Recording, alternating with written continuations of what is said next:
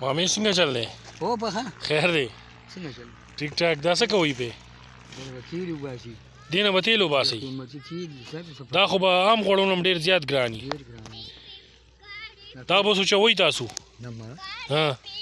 دا به وشونډي دا به وشونډي صفا به کړي به غرب ګاڼې ته به یوسي ښه ګاڼې نه به دې نه تیل وځي دې نه به څو کیلو تیل وځي ستا په خیال یو بوجی نه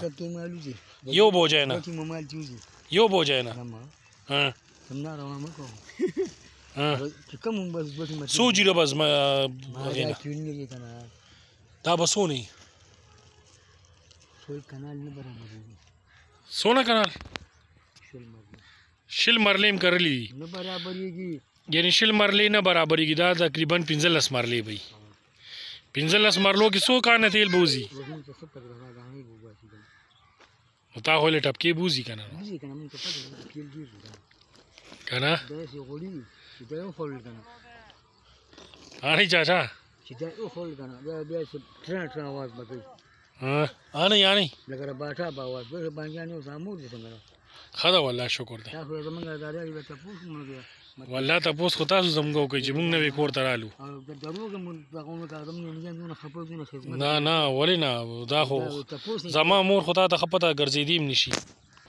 ستا به ښه مونږ ویو بد به درته نه ویو نه نه نه خو دې دې ونه کي او مونږ هم ستاسو د لاسه ګوره څونه جګړې کړي دي ګیس هم ګوره ګیس څونه غټې لانجې وې دا خو درته یاد دي که نه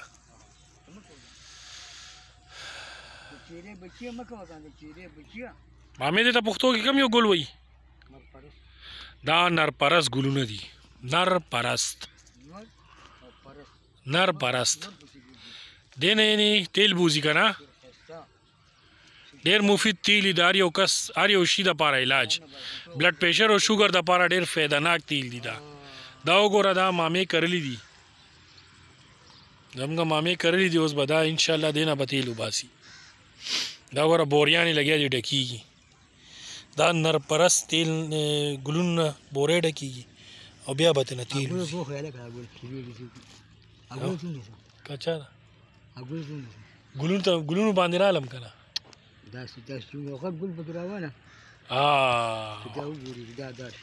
دې باندې ما هغه ورځ ویډیو جوړه کړه مامې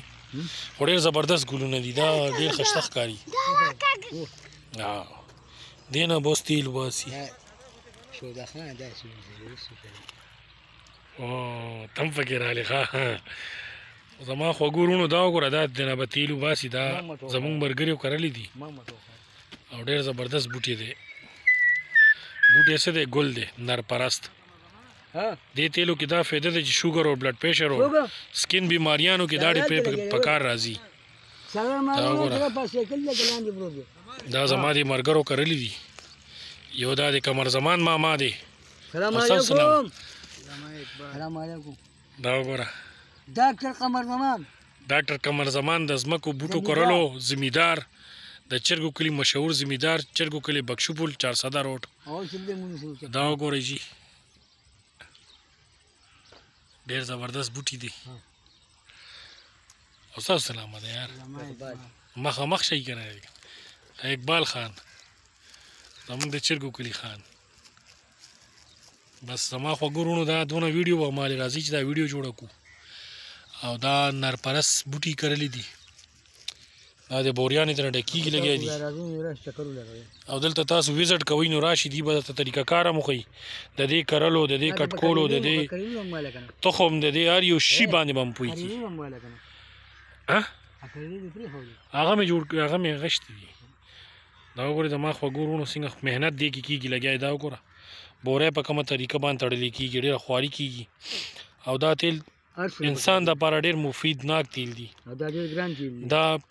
چې کوم هغه مصنوعي تیل دي یا غوړي دي هغې نه ډېر ښه تیل دي دا وګوره زما د خوږو وروڼو دا نه خواریانې کوي لګیا دي والسلام ستاسو ملګری ستاسو دوست ستاسو همدرد پپو خان بیسټ پاکستان زندہ باد پائند آباد